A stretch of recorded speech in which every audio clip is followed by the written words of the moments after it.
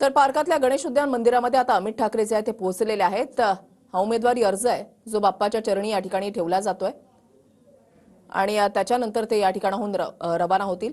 महामानवांना अभिवादन केल्यानंतर अमित ठाकरे आपला उमेदवारी अर्ज भरण्यासाठी रवाना होत आहेत। अमित ठाकरे यांच्यासोबत त्यांच्या पत्नी सुद्धा आपण या ठिकाणी पाहताय। अमित ठाकरे माहीममधून आपला उमेदवारी अर्ज भरतायत। दादर माहीम हा मतदारसंघ मराठी मतदारांचा मतदारसंघ म्हणून पाहिला जातो आणि मराठी मतदारांनी आतापर्यंत मराठी विचारांच्या पक्षाच्या उमेदवाराला निवडून दिलेला आहे।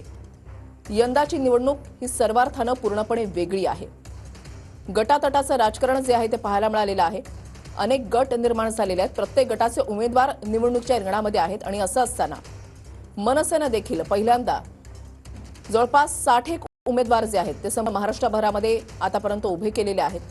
पहिलं नाव आहे ते म्हणजे मनसे अध्यक्ष राज ठाकरे यांचे पुत्र अमित ठाकरे यांचं आणि अमित ठाकरे हे माहीममधून निवडणुकीच्या रिंगणामध्ये उतरलेले आहेत। पुन्हा एकदा जाऊयात, कृष्णा सोनरवाडकर आमचे प्रतिनिधी आमच्या सोबत जोडले गेलेले आहेत। कृष्णा, अमित ठाकरे यांचं वैशिष्ट्य एक म्हणावं लागेल की कार्यकर्त्यांमध्ये थेट मिसळून काम करणं आणि त्यांच्या अडचणी समजून घेणं, त्याच्यामुळे अल्पावधीतच अमित ठाकरे यांनी पक्षामध्ये आपलं एक वेगळं असं स्थान निर्माण केलेलं आहे। उचलले आपण पाहतो की ठाकरे घरातला एक युवा आणि आश्वासक चेहरा म्हणून अमित ठाकरे यांच्याकडे पाहिलं जातं आणि आता आपण पाहतो की ते प्रत्यक्षामध्ये निवडणुकीच्या रिंगणामध्ये उतरत आहेत। खरं तर राज ठाकरे यांच्या घरातील ते पहिले सदस्य आहेत जे निवडणुकीच्या रिंगणामध्ये उतरत आहेत। मात्र आता आज उमेदवारी अर्ज दाखल करण्यापूर्वी त्यांची या मतदारसंघातल्या जे वेगवेगळे मंदिर आहेत किंवा महामानवांचे जे काही पुतळे आहेत, स्मारक आहेत, तिथे जाऊन ते अभिवादन करतायत आणि उद्यान गणेश मंदिरात आता दर्शन घेण्यापूर्वी तो आज जे उमेदवारी अर्ज ते दाखल करणारे तो उमेदवारी अर्ज त्यांनी बाप्पाच्या चरणी ठेवलेला आहे आणि दर्शन घेतलेलं आहे। नतमस्तक ते झालेले आहेत आणि त्यानंतर आता आपण पाहतो की ते याच परिसरामधली जी इतर मंदिरं आहेत तिथे सुद्धा ते आता दर्शन घेत आहेत। त्याचबरोबर बाळासाहेब ठाकरेंच्या स्मृतीस्थळावरती सुद्धा ते थोड्याच वेळामध्ये जाणार आहेत। त्याचबरोबर स्वातंत्र्यवीर सावरकर स्मारक असेल किंवा सिद्धिविनायक मंदिर असेल तिथेही जाऊन ते दर्शन घेणार आहेत आणि त्यानंतरच ते आपला उमेदवारी अर्ज दाखल करणार आहेत। आता आपण पाहतो की कुठल्याही पद्धतीचा गाजावाजा न करता, कुठल्याही स्वरूपाची मोठी रॅली न करता, कुठलेही ढोल तसे या रॅलीमध्ये पाहायला मिळत नाहीयेत। अगदी साध्या पद्धतीनं त्यांच्या मतदारसंघातले जी महत्वाची मंदिरं आहेत, स्मारकं आहेत तिथे जाऊन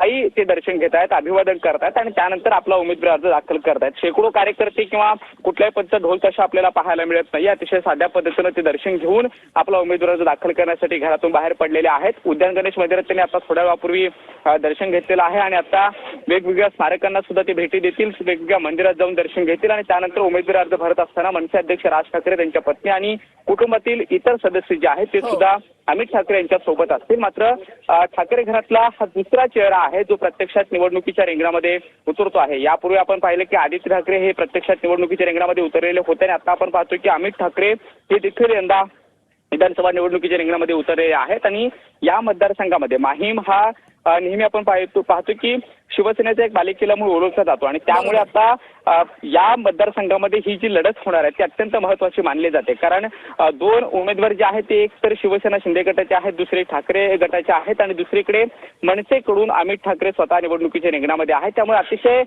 खुशीची ही लढत होणार आहे। त्यामुळे ही लढत कशी होणार याकडे संपूर्ण महाराष्ट्राचं लक्ष तर असणारच आहे। मात्र अमित ठाकरे हे निवडणुकीच्या रिंगणामध्ये उतरल्यानंतर त्यांचा कार्यकर्त्यांमध्ये थेट असणारा संवाद किंवा मनसैनिकांमध्ये ते थेटपणे ज्या पद्धतीनं ग्राउंडवरती काम करतात त्याच आधारे ते निवडणुकीच्या रिंगणामध्ये उतरत आहेत आणि वेगवेगळे मुद्दे घेऊन माहीम मतदारसंघातले ते आतापासून भाष्य करत आलेले आहेत आणि त्या सगळ्या मुद्द्यांना घेऊन आता ते निवडणुकीला सामोरं जात आहेत। ही निवडणूक नेमकी कशी असणार आहे हे आपल्याला काही दिवसात स्पष्ट होईलच। मात्र त्यापूर्वी आपण पाहतो की उमेदवारी अर्ज भरत असताना त्याचा अत्यंत साधेपणा किंवा कुठल्याही पद्धतीचा गाजावाजा न करता कुठल्याही प्रकारची रॅलीचं नियोजन करण्यात आलेलं नाही आणि आता वेगवेगळ्या स्मारकांना वेगवेगळ्या मंदिरात जाऊन ते दर्शन घेत आहेत आणि थोड्याच वेळामध्ये आज ते आपला उमेदवारी अर्ज दाखल करणार आहे। त्यामुळे माहीम विधानसभा मतदारसंघामध्ये जी लढत तिहेरी लढत होणार आहे त्या लढतीकडे संपूर्ण महाराष्ट्राचं लक्ष जे आहे ते लागून राहिलेलं आहे। त्यामुळे आज उमेदवारी अर्ज दाखल करण्यापूर्वी आपण पाहतो की ते वेगवेगळ्या ठिकाणी भेटी देत असल्याचं पाहायला मिळतं। कृष्णा, सदा सरवणकर जे आहेत ते निवडणूक लढण्यावर ठाम आहेत, मात्र माहीम मधलं चित्र अजूनही स्पष्ट होत नाहीये। 2 दिवसामध्ये हे चित्र स्पष्ट होऊ शकतं